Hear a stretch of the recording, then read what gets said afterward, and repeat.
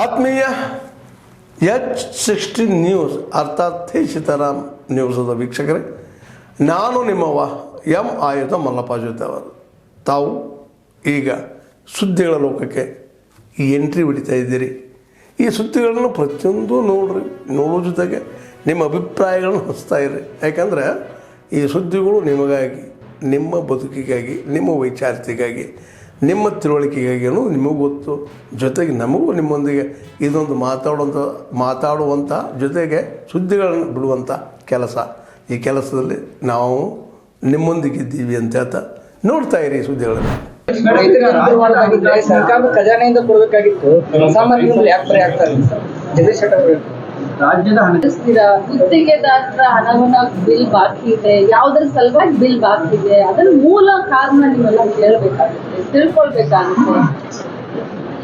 ಈ ಸೈಂಟಿಫಿಕ್ ಅದನ್ನೇ ಹೇಳ್ತೀನಿ ನಾನು. ಸರ್ಕಾರ ಹೋಗುವಂತ ಕೊನೆ 6 ತಿಂಗಳಲ್ಲಿ ಎಷ್ಟೋ ಸಾವಿರಾರು ಕೋಟಿ ಟೆಂಡರ್ ಇಲ್ಲದೆ, ವರ್ಕ್ ಆರ್ಡರ್ ಇಲ್ಲದೆ, ಬಜೆಟ್ ನಲ್ಲಿ ಘೋಷಣೆ ಮಾಡಿದಂತ ಕೆಲಸ ಇವರೆಲ್ಲ ಮಾಡಿ ಹೋಗಿದ್ದಾರೆ. ಆ ಹೊರೆ ನಮ್ಮ ತಲೆ ಮೇಲೆ ಬಂದಿದೆ. ಅದಕ್ಕೋಸ್ಕರ ನಮಗೆ ಭಾರ ಆಗಿದೆ, ನಮ್ಮ ಬೆನ್ನು ಬಾಗ್ತಾ ಇದೆ ಹೊರತಾಗಿ ಕಾಂಗ್ರೆಸ್ ನಿಂದ ಅಥವಾ ಗ್ಯಾರಂಟಿಯಿಂದ ಖಂಡಿತವಾಗೂ ಇಲ್ಲ. ಇದು ಬಿಜೆಪಿಯವರ ತಪ್ಪಿನಿಂದ ಇವತ್ತು ಎಲ್ಲಾ ಕಾಂಟ್ರಾಕ್ಟ್ಗಳು ಗೋಳ್ ಅಂದ್ರೆ ತೊಂದರೆಯಲ್ಲಿ ಸಿಲುಕಿಕೊಂಡಿರುವುದು. ಮೂಲ ಕಾರಣ ಬಿಜೆಪಿ.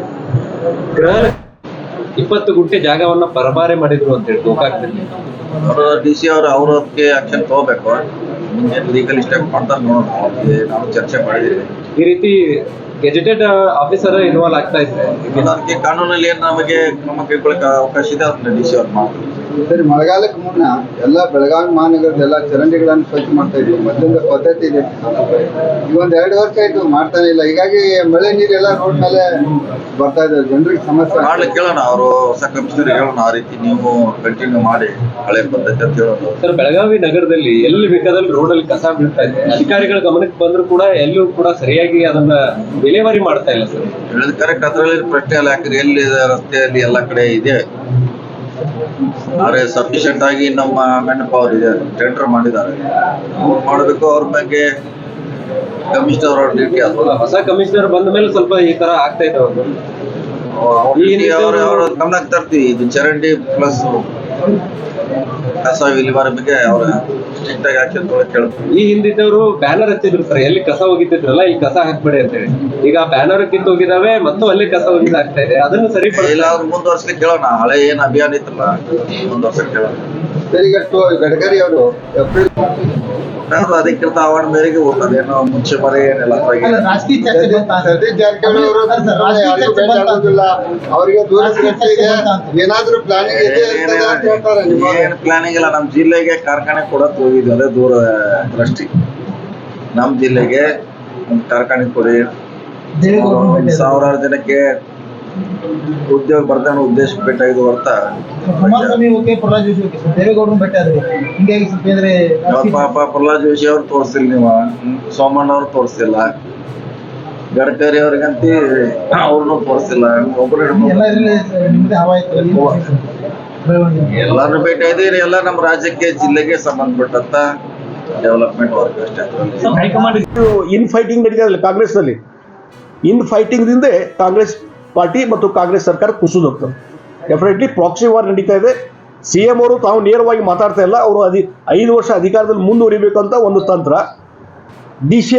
DK ಶಿವಕುಮಾರ್ ಅವರು ಅವ್ರನ್ನ ಇಳಿಸಿ ನಾನು ಮುಖ್ಯಮಂತ್ರಿ ಆಗ್ಬೇಕಂತ ಹೇಳಿ ಅವ್ರದೊಂದು ಫೈಟಿಂಗ್.